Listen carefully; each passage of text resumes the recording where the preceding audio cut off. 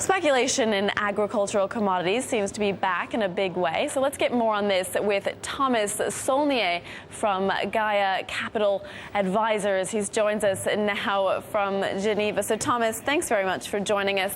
We obviously have some genuine supply constraints here, but tell us how much of this is speculation. Well, I mean, we definitely have a weather-driven bull market in most of the soft commodities. And what actually happened in July just remind us to what extent weather is critical in crop yield and in crop prices.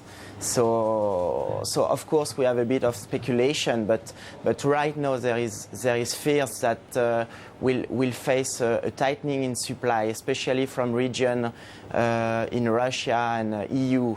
Actually, we have some drought in Russia. We had some dry weather in EU, and it has affected the yield massively. I mean, up by 30% down in Russia, for instance. And now we have there is a risk to face some exports ban from Russia that will drive the price even further up. So yeah. Right. So do you think that these commodity price rises are going to start feeding into higher costs at the supermarket for consumers? Of course, it will materialize in higher food price at some point. But given the economic situation, I don't think that 100% of the price increase will be passed on to the end consumer, meaning that it will probably squeeze the margin of food producer. I mean, as an investor, we are in a kind of environment where you definitely want to move up the food chain and get exposed to soft commodity producer and processor instead of food producers. It all sounds very reminiscent of the 2007-2008 food crisis. Now that sparked riots from Haiti all the way to Bangladesh. Are we going to see more of that, do you think?